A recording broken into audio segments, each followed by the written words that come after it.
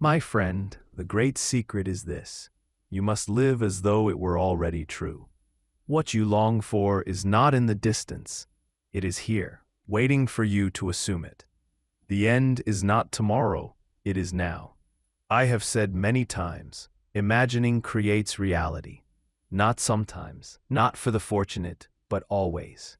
Your outer world is but the shadow of your inner assumption.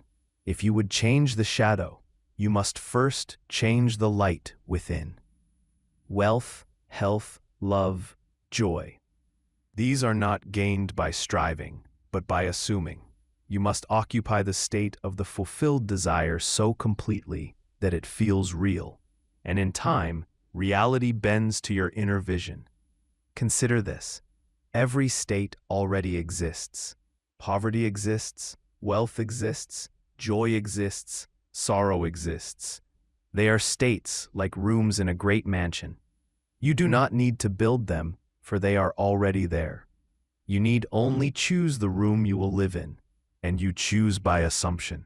To live in the end is to step into the room of your desire and refuse to leave. It is to feel the wish fulfilled until it becomes your dwelling place. Do not say, I will be wealthy. That is to live in the middle, in waiting. Say instead, I am wealthy. Feel the atmosphere of that state. Hear the sounds, see the images, sense the joy of it. Make it so vivid that you cannot doubt it. And when you rise from imagination, hold the tone as you walk. I tell you, if you persist, the outer world must rearrange itself to match your inner dwelling.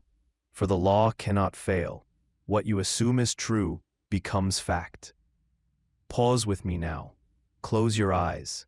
Imagine yourself already in possession of the wealth you desire. Do not strain, do not beg. Simply enter the state.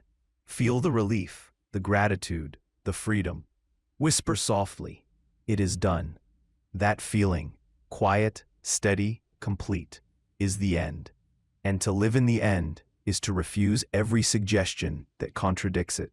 You will be tempted by appearances. The senses will cry out, it is not here. But you must answer, it is here, within me, and soon it will show itself without. Hold that tone, and reality will bow. I urge you, do not treat this as theory. Test it. Tonight, before sleep, assume the state of the wish fulfilled. Sleep in it as though it were true. In the silence of night, the subconscious accepts without resistance. And what it accepts, it must express. This is the forgotten wealth formula. Not striving, not chasing, but assuming. Living in the end. And if you persist, the end will manifest as surely as day follows night. Every man lives in a state. Every woman lives in a state. And the secret I wish to reveal to you is this. The state you occupy is the cause of all that you see. You may think it is chance. You may think it is fortune. You may think it is circumstance. But look closer. It is the state. For your world is yourself pushed out. There is no one fixed reality. There are infinite realities, infinite states. You step into them not by travel, not by toil, but by assumption. The beggar and the king both exist within you, as surely as day and night. To live in poverty is to assume the state of lack. To live in wealth is to assume the state of abundance. Each state is real. Each state is waiting. And the state you feel as true is the one that becomes fact in your outer world. I say to you, states are the only cause. Events are but effects. If you wish to change the effect, you must first change the cause. And the cause is the state you live in. Have you not noticed? When you are in a state of joy, everything seems to go well. When you are in a state of fear, all seems to crumble. It is not the world changing first, it is your state. The world only mirrors it back to you. Therefore, if you would be wealthy, do not chase wealth outside. Occupy the state of wealth within. Imagine the feeling of already possessing it. Walk as though it were yours. Speak as though it were yours. Sleep as though it were yours. And soon, the world will echo your state in facts, in forms, in opportunities. One evening, a student came to me, distressed at her circumstances. She said, "Neville, I have prayed, I have worked, and yet nothing changes." I told her, "You are praying from lack. You are working from want. You are living in the middle, not the end. Change your state. Assume the wish fulfilled." She obeyed. Each night before sleep, she imagined herself writing checks with ease, giving freely, living in abundance. She persisted, and within weeks, her outer life shifted. Money flowed in unexpected ways. She told me, "The world changed when I changed my state." This is not magic. It is law. The law is simple. States create. Do not say, "I will be wealthy." That is a state of waiting, of absence. Say, "I am wealthy now," and feel the truth of it until it saturates you. Even if the senses deny it, even if the bank account contradicts it, hold to the state. Persist, and the world must conform. For you are not moving through time. You are moving through states. And whichever state you most deeply assume becomes your dwelling, and your dwelling becomes your destiny. Pause now. Close your eyes. Ask yourself, what state am I living in? Is it lack, or is it abundance? Is it fear, or is it faith? Do not deceive yourself. Your state is known by your dominant feeling. Now, gently shift. Imagine a scene that implies your desire is fulfilled. If it is wealth, imagine yourself paying bills with ease, giving generously, celebrating freedom. Do not strain. Simply feel the relief, the gratitude, the joy. That feeling is the state of wealth. Dwell in it, walk in it, persist in it, and the state will harden into fact. I remind you again, all states exist. You need not build them. You need not chase them. You need only enter them. Choose wisely, for what you assume, you create. This is the forgotten wealth formula. Live not in the longing, but in the end. For the end is the beginning, and the state is the cause. When I speak of living in the end, I do not mean vague wishing. I mean the deliberate act of constructing a scene that implies your desire is already fulfilled, and then dwelling in that scene until it feels real. Imagination is the womb of creation. It is not idle fantasy. It is the very workshop of reality. What you build there, with feeling, must appear here in fact. So I tell you, if wealth is your desire, do not imagine counting money endlessly, for that is still the middle. Imagine instead what you would naturally experience if your wealth were already a fact. Would you give? Would you live with ease? Would you hear congratulations from friends? Would you write checks without concern? Then choose a scene that implies it. Perhaps you imagine a dear friend grasping your hand and saying, "I'm so happy for your success." Perhaps you imagine opening a letter and reading, "Paid in full." Perhaps you imagine yourself giving freely, feeling the joy of abundance. Whatever the scene, let it be simple, let it be short, let it imply the end. One man desired promotion in his business. Each night, before sleep, he imagined his employer shaking his hand and saying, "Congratulations." He heard the tone, he felt the grip of the hand, he sensed the joy. He persisted. In a short time the event occurred exactly as imagined. He had not begged, he had not struggled, he had lived in the end, and the end became fact. Another woman longed for financial freedom. She did not imagine piles of coins or endless counting, for that was effort. She imagined instead her sister saying to her, "You are so free now. I see the glow on your face." She repeated this nightly, hearing the words in her imagination until they felt true. In a few months, unexpected means supplied her need, and she lived the scene she had imagined. This is the way. You need not design a complicated vision. One simple scene, repeated with feeling, is enough. For it is not the length of the act, but the intensity of the feeling that impresses the subconscious. Enter into the scene as though it were happening now. Hear the sounds, see the sights, feel the joy, and most importantly, feel the relief, the gratitude, the peace of fulfillment. This is the secret. Feeling is the end. When you rise from your imaginal act, carry the tone with you. Do not drop it at once and return to the old state. Hold it lightly as you walk, as you speak, as you live. And though appearances may deny it, persist, for the state you occupy will harden into fact. You may ask, how often must I do this? I tell you, until it feels real. Do it nightly, for the state before sleep is most powerful. In those moments, the conscious mind is quiet, and the subconscious is open.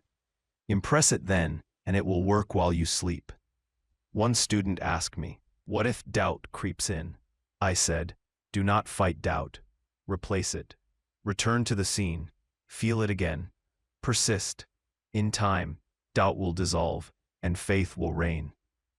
Do not imagine endlessly different scenes. Choose one that implies the end, and return to it faithfully. Like a seed, it must be watered by repetition.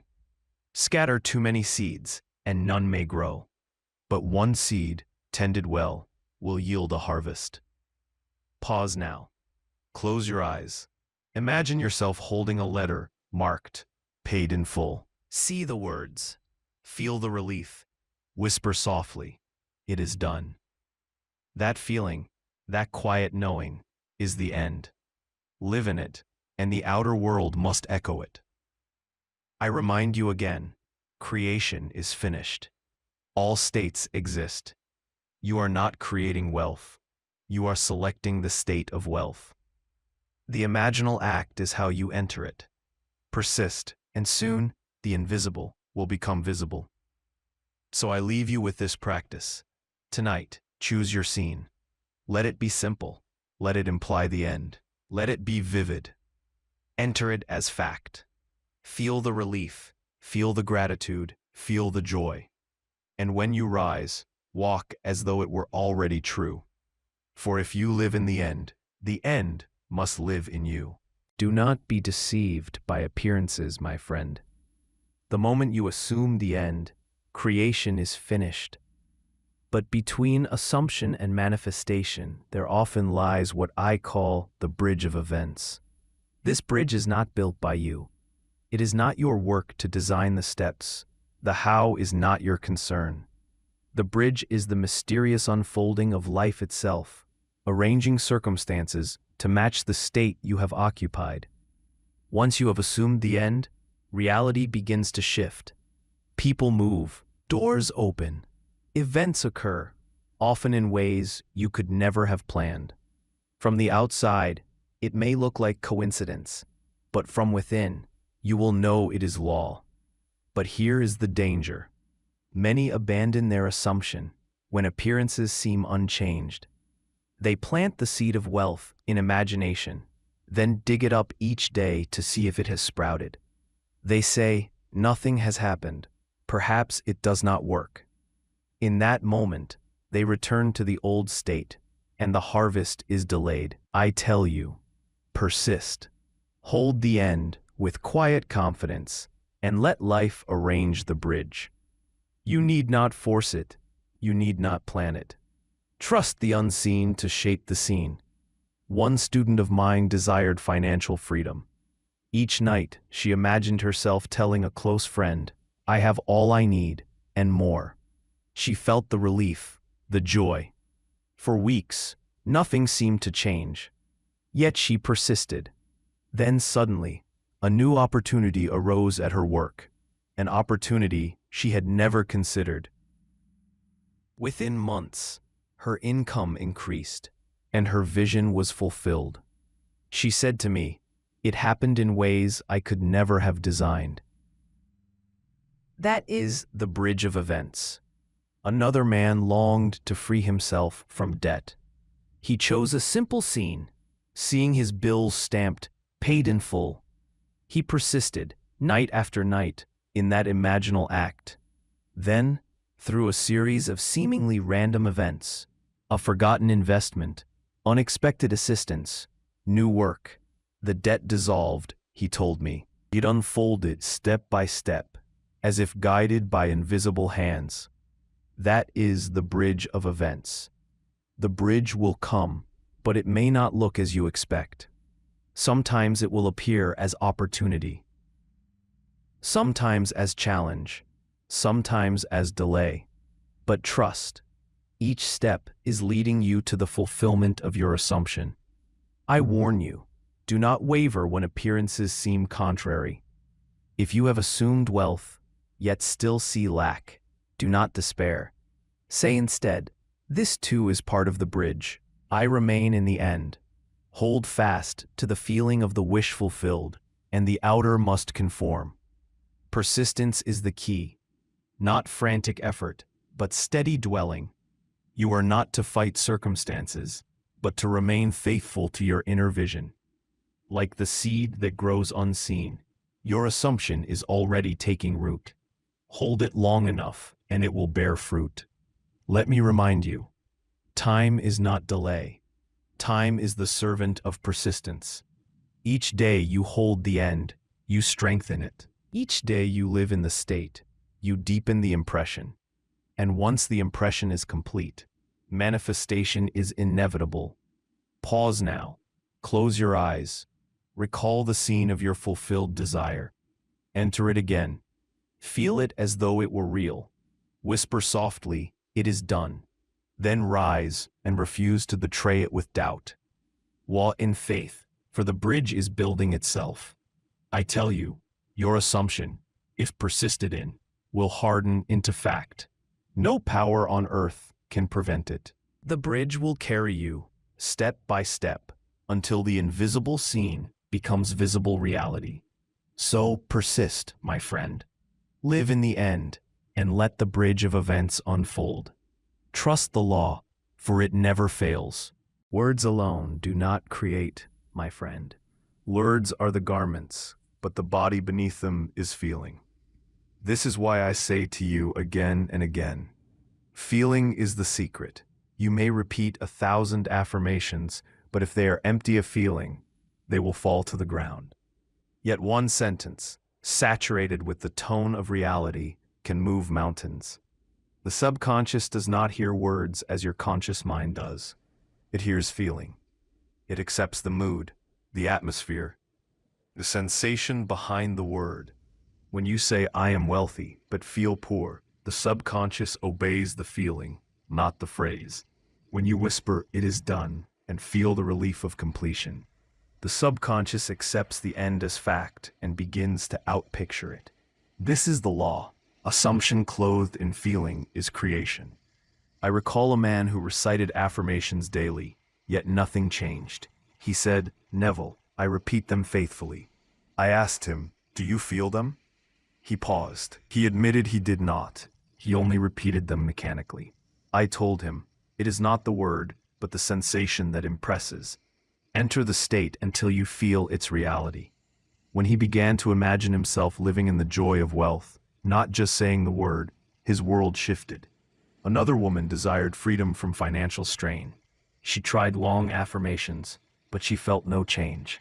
I instructed her, choose a single short phrase, such as, "Thank you, Father, it is done." Whisper it as you drift to sleep, and feel the gratitude as though your prayer were already answered.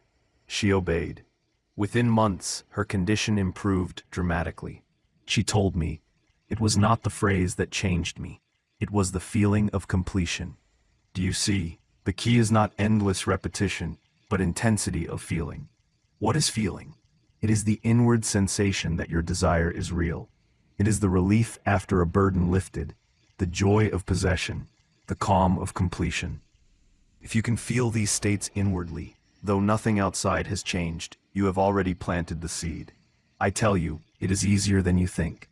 Tonight, before sleep, imagine holding in your hand the evidence of your desire fulfilled. Feel the texture, the weight, the reality. If it is money, feel the crispness of the note. If it is freedom, feel the lightness in your chest.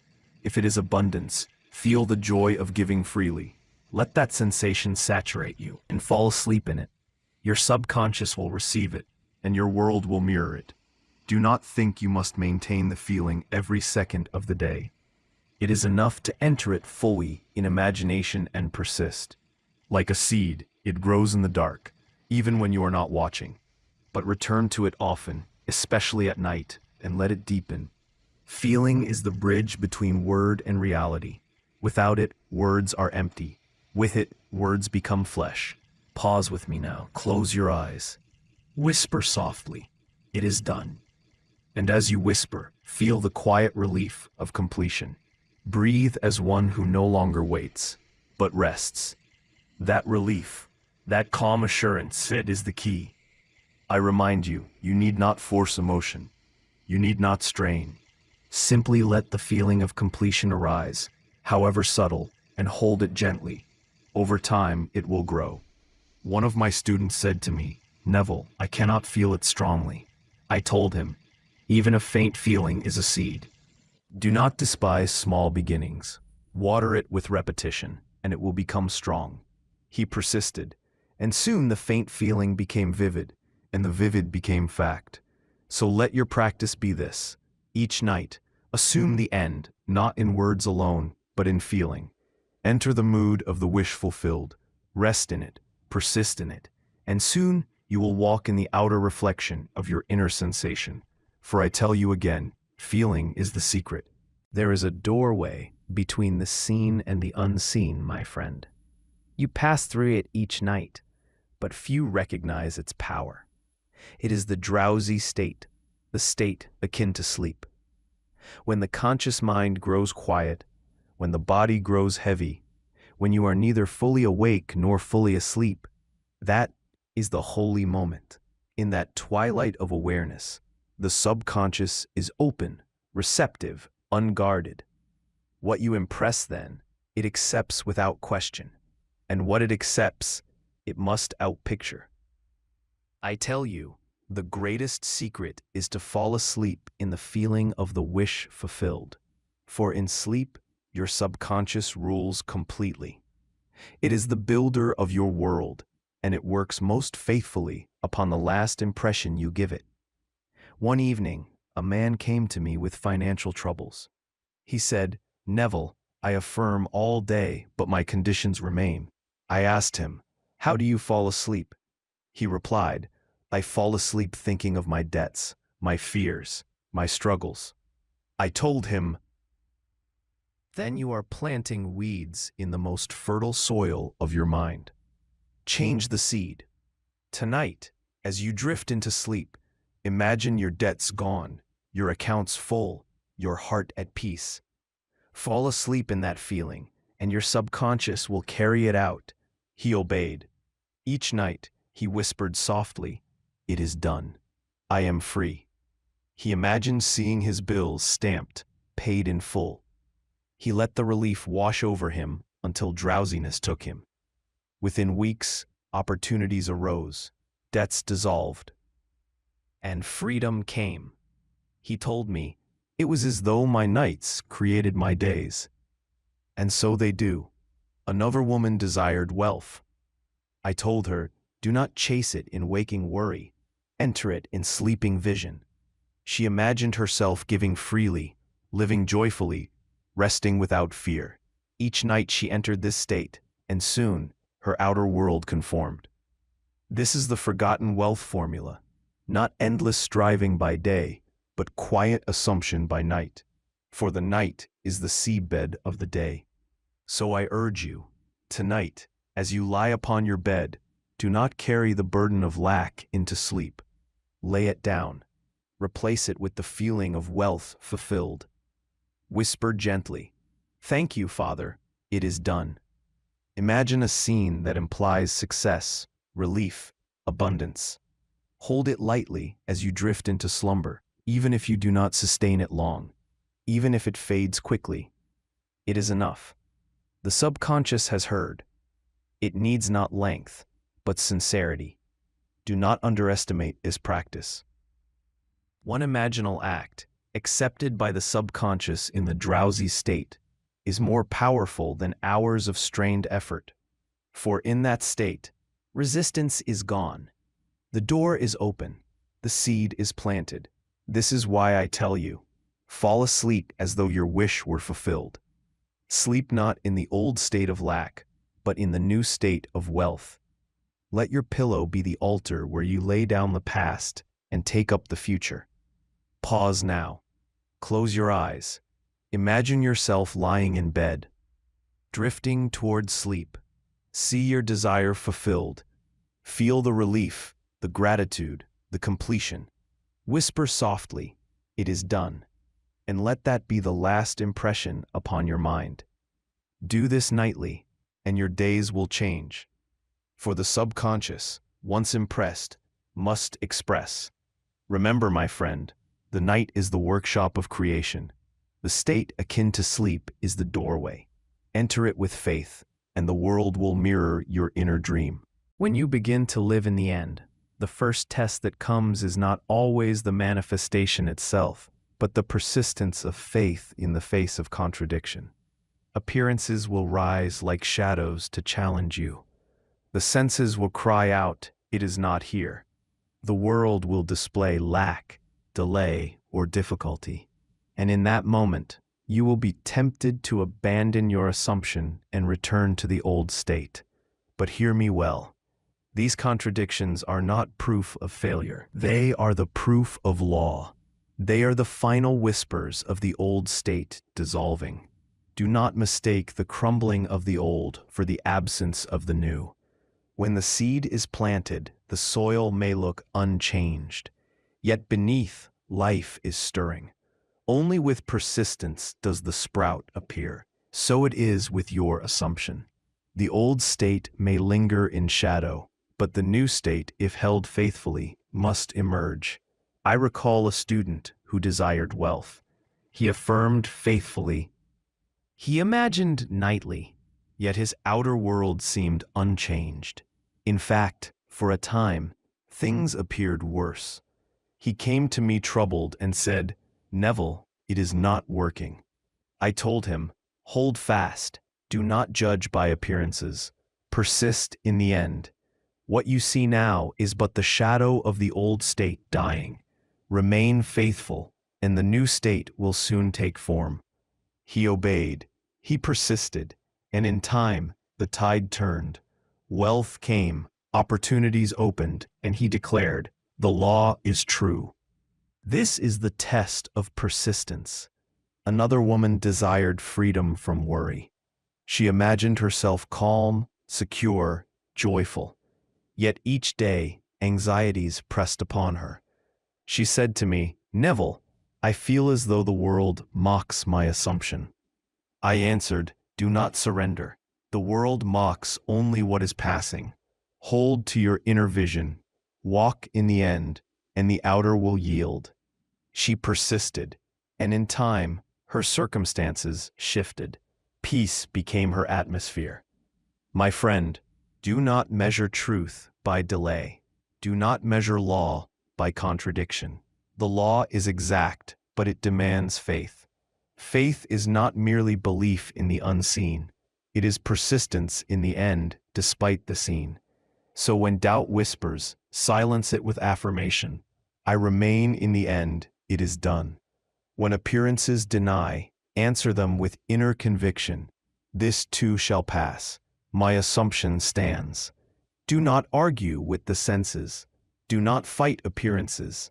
Simply turn inward and return to the end. For the senses record the past. Imagination creates the future.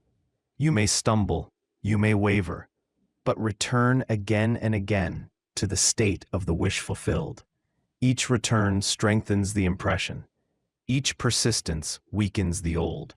And in time, the new state will harden into fact. Pause now. Close your eyes. Recall your desire fulfilled. Enter it again. Feel it again. Whisper softly, "Though the world denies, I remain. Though appearances contradict, it is done." Feel the calm assurance that no shadow can shake. That calm is the mark of true faith. Remember, faith is loyalty to the unseen reality. It is loyalty to the end, not to the contradiction. The one who persists despite delay will see the promise fulfilled. So I urge you, hold fast. Do not waver when the wind blows. Do not surrender when the senses mock. The old state is dying. The new is birthing. Persist, and the birth will come. For the law cannot fail. What you assume, if persisted in, must become your experience. There is a secret many overlook, my friend, the power of revision. You believe the past is fixed. You believe yesterday's events are unchangeable, written in stone. Yet I tell you, the past, like the future, lives only in imagination. It is not stone, but clay. And the clay of memory may be reshaped, reformed, rewritten. For what is memory but imagination clothed in form? If you can imagine a different past and feel it real, the subconscious will accept it, and life itself will conform to the revised pattern. Yes, even the past bends to assumption. One evening, a student came to me, burdened by a humiliating financial loss. He said, "Neville, it haunts me. Each time I remember it, I feel defeated." I told him, "Do not relive the loss, revise it. Tonight, as you prepare for sleep, replay the scene, but change the outcome. Imagine the letter you received bore different words. Imagine success instead of failure. Feel the relief, the gratitude, the triumph, as though it had always been so." He obeyed. Night after night, he replayed the event in imagination, rewriting the story until it felt natural. Soon, opportunities opened. His business prospered. The sting of the past vanished, replaced by a new reality. He told me, "It is as if the loss never happened." Another woman carried resentment toward her past, believing a betrayal had crippled her chances at wealth. I said, "Do not chain yourself to that memory. Revise it. Imagine the conversation ended differently. See yourself respected, uplifted, honored. Relive it until the new story feels truer than the old." She practiced revision until peace replaced bitterness. In time, new doors opened and prosperity flowed. She declared, "By changing my past, I changed my present." This is law. The subconscious does not distinguish between past, present, or future. It knows only what is impressed upon it with feeling. If you revise the past in imagination and persist until it feels real, the subconscious accepts it, and your life adjusts to mirror the revision. I urge you, each night before sleep, review your day. If anything displeases you, revise it. Rewrite the scene. Replace the words spoken in anger with a word of love. Replace the moment of failure with triumph. Replace the image of lack with abundance. See it, feel it, believe it. Then drift into sleep with the revised scene in your mind. If you do this faithfully, your tomorrows will change, for tomorrow is built on the foundation of yesterday's impression. Revise the foundation, and the building changes. Do not say it is too late. Nothing is too late in imagination. Time is but a construct of the mind. You may revisit yesterday, 10 years ago, or childhood itself. You may reshape the clay, and the subconscious will accept it as though it always was. I tell you, revision is the alchemy of memory. By it, you transform sorrow into joy, failure into success, lack into abundance. Pause now. Think of a memory that haunts you. Bring it to mind. Now, in imagination, rewrite it. Change the outcome. Insert the word you wish had been spoken. See the door you wish had opened. Feel the relief as though it had always been so. Whisper softly, "This is my truth. This is my past." Hold it until it feels natural. Do this often, and soon your outer world will reflect the revision. You will meet the person again, but they will act differently. You will face the circumstance again, but it will yield success. You will find the burden of memory lifted, replaced by peace. For the law knows no distinction. What you assume as true, whether past or future, must manifest. So I leave you with this practice. Revise nightly. Do not let the day end in defeat. Rewrite it in victory. Sleep in the new story, and the subconscious will carry it out. Remember, you are the potter. Imagination is your hand. The past is your clay. Shape it well, and your present and future will shine with divine wealth and order. Wealth, my friend, is not money. Money is but the shadow cast by a deeper reality. Wealth is a state of consciousness. You may chase money endlessly and still remain poor within. You may pile coins and notes upon your table and still feel lack. For wealth is not the paper in your hand. It is the awareness that you already possess all that you need. When you assume the state of wealth, money and opportunity will appear as symbols of that state. They are natural expressions, not the cause. The cause is the inner state, and the outer is but its echo. I recall a man who once said to me, "Neville, I want more money." I asked him, "Do you feel wealthy?" He paused and admitted he did not. I told him, "Begin there. Feel the wealth within. Imagine what you would feel if you already possessed abundance. Walk in that feeling. Money will come as its symbol." He obeyed, and in time, his outer life reflected the state he had chosen. Another woman longed for freedom from financial strain. She chased every method, every scheme, yet she remained bound. I said to her, "You are seeking symbols without changing the state. Begin by assuming wealth itself. Feel it, live in it, rest in it, and the symbols will follow." She did, and soon, opportunities arose that supplied her need. Do you see? To live in wealth is not to count coins, but to assume the mood of plenty. It is to rise each morning with gratitude, to walk with ease, to give freely, to expect good. That mood is wealth, and once assumed, it must express. You may ask, "But how do I assume wealth if my account is empty?" I answer, your account is not the cause. Your feeling is the cause. Begin by imagining the relief of freedom, the joy of sufficiency, the lightness of giving. Let that mood saturate you and persist in it. In time, the account must reflect the state, for the law is exact. The world is yourself pushed out. If you feel poor, the world will mirror poverty. If you feel wealthy, the world will mirror abundance. I tell you, wealth is a vibration, a dwelling, a state. Enter it, and you will see its symbols everywhere. Pause now. Close your eyes. Imagine yourself walking through your day as one who has more than enough. See yourself giving freely, smiling easily, resting without worry. Feel the gratitude rising in your heart. Whisper softly, "I am wealthy now." Let the feeling linger. That feeling is the true treasure. One student of mine practiced this faithfully. Each morning, she sat quietly and assumed the state of wealth. She imagined herself walking with dignity, hearing others congratulate her, feeling the peace of abundance. She held the state until it felt natural, and soon, money flowed, gifts arrived, opportunities opened. She told me it was as though wealth had been waiting for me to enter. Yes, wealth waits for you. Not outside, but within.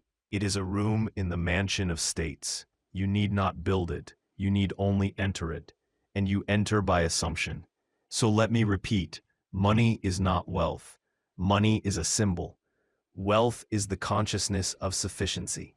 Assume it, and the symbols will come. Do not chase shadows. Do not beg for tokens. Occupy the state, and the tokens will appear of themselves. I leave you with this affirmation. I am wealth. I am sufficiency. I am abundance. The world reflects my state, and my state is wealth. Say it softly, but feel it deeply. Let it become your dwelling place. Persist in it. And soon, the symbols of wealth will gather around you like faithful servants. When you truly live in the state of wealth, my friend, something remarkable happens. Gratitude becomes effortless, and generosity flows as naturally as breath. You no longer cling. You no longer fear loss. For one who is truly wealthy within knows that supply is infinite, and what is given returns multiplied. Gratitude is not forced. It is not a duty, but the natural fragrance of wealth. When you wake in the feeling of abundance, you cannot help but give thanks. You say softly, "Thank you, Father, it is done. Thank you for this day, this breath, this life, this sufficiency." And that thanksgiving multiplies what you have. For what you thank for grows. Generosity too is not strain. It is not an act of sacrifice, but of joy. When you assume the state of wealth, you begin to give freely. Not always money, but kindness, time, encouragement, love. For the wealthy soul knows it cannot be diminished by giving. It is replenished by the very act. One man came to me, burdened by fear of loss. He clutched every coin, fearing poverty. I told him, "You are not poor because you lack money. You are poor because you fear to give. Begin by assuming wealth, and then act as one who is wealthy. Give something, however small, in the spirit of abundance. As you do, you will feel wealth within, and the outer will mirror it." He obeyed. At first he gave a little, nervously. Then he gave more, with joy. In time, his fear dissolved, and wealth flowed. He said to me, "When I gave from faith, I proved the law." Another woman longed for freedom. She imagined wealth, but she still held tightly, fearing loss. I said to her, "You have not yet assumed the state. For the wealthy give without fear.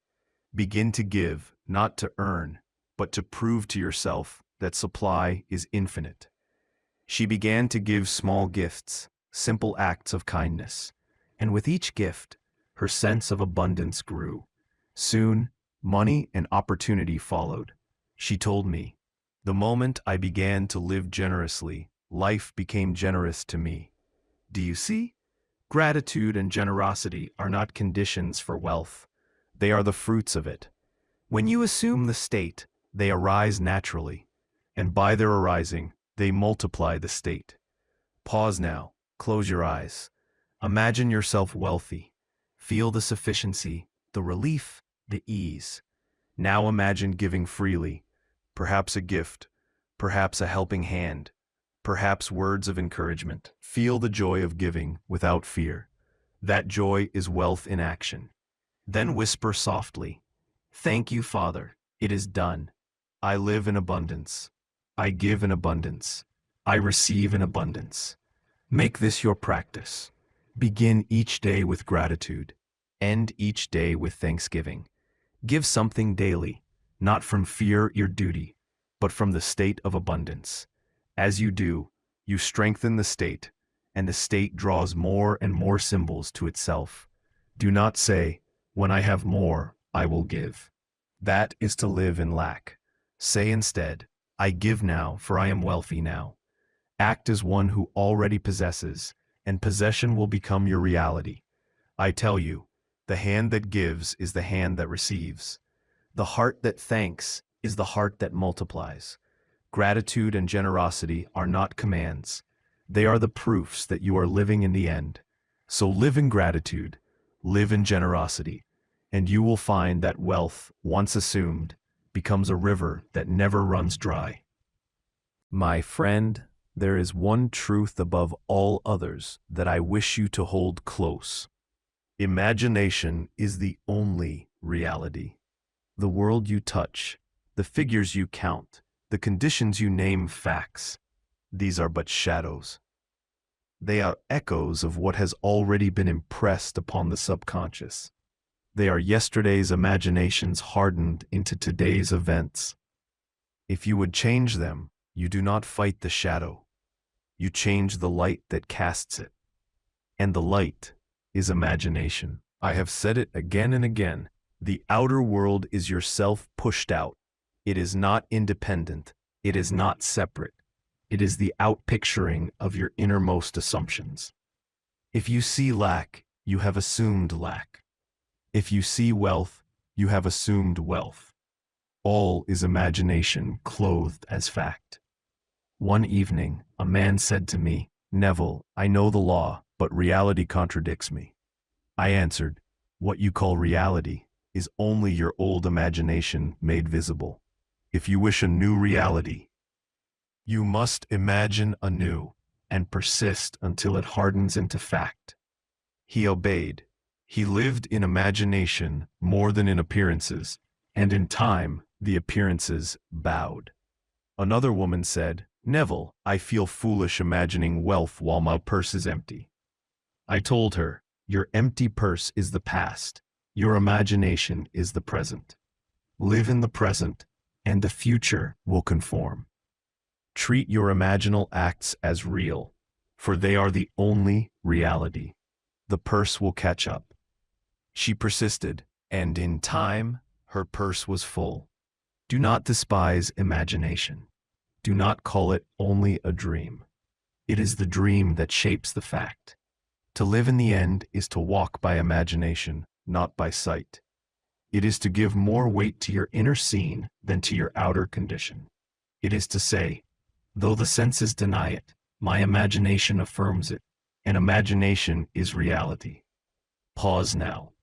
Close your eyes. See yourself wealthy, free, abundant. Hear the voices of friends congratulating you. Feel the relief, the joy, the gratitude.